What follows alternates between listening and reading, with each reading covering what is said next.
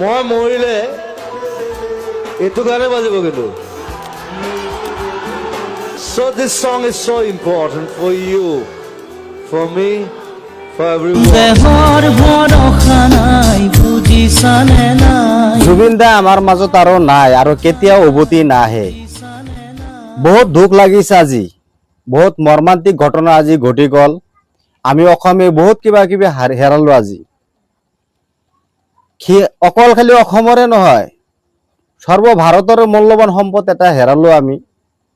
আমি কিন্তু কেতিয়াও ভবা নাছিলো জুবিন দা আমাৰ মাজত এনেকৈ ভাল পোৱা বিলুৱাই সি অকলে গুচি যাব আমাক এৰি থৈ পেলাই। আমি কিন্তু কেতিয়াও ভবা নাছিলো। ছিংগাপুৰত যাই পেলাই সি আমাক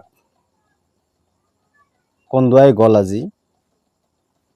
আমি বহুত মৰ্মান্তিক হৈছো তেখেতৰ খবৰটো শুনি পেলাই। বহুত বেয়া লাগিছে। সি অকল শিল্পীয়ে নাছিল, হিন্দু মুছলিম বৌদ্ধ খ্ৰীষ্টান তাৰ লগত কোনো জাত পাতৰ কোনো কথা নাছিল, সকলোকেই ভাল পাইছিল। আমিও কিন্তু হৃদয়ৰ পৰাই তাক ভাল পাইছিলো। কিন্তু সেই জুবিন দা কিন্তু আমাৰ পৰা আজি গুচি গ'ল।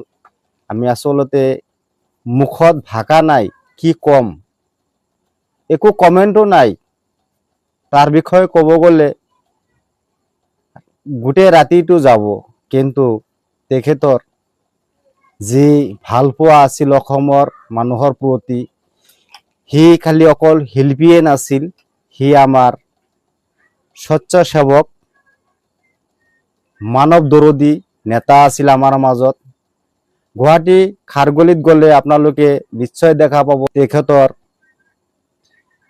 যি মানুহৰ প্ৰতি ভাল পোৱা, দুখীয়া মানুহৰ সঁহাৰি, দুখীয়া মানুহক সি কিমান যে মৰম কৰিছিল, সি কিমান মানুহক সি সহায় কৰিছিল, আপোনালোকে খাৰগলিত গ'লে গম পাব। এজন মহান শিল্পী নহয়, মহান মানৱতাক হেৰালো আজি অসমৰ পৰা। আমি কিন্তু কেতিয়াও আৰু সেই জুবিনদাৰ নিচিনা মানুহ ঘূৰি নাপাওঁ। শিল্পী আহিব যাব, কিন্তু তেখেতৰ নিচিনা মানুহ আমি কেতিয়াও নাপাওঁ।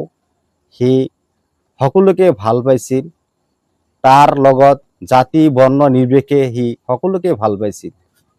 আজি আমাৰ বহুত দুখ লাগিছে তেখেতৰ পাই।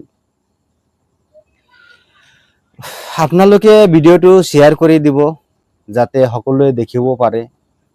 জুবিন দা আমাৰ পৰা চিৰ বিদায় ল'লে। তেখেতৰ কাৰণে আপোনালোকে সকলোৱে নেদেখাজনৰ ওচৰত দোৱা কৰিব, সি যাতে স্বৰ্গ পায়, তাৰে কামনা কৰি আমাৰ ভিডিঅ'টো ইমানখিনিয়ে সমাপ্ত কৰিলোঁ। ধন্যবাদ।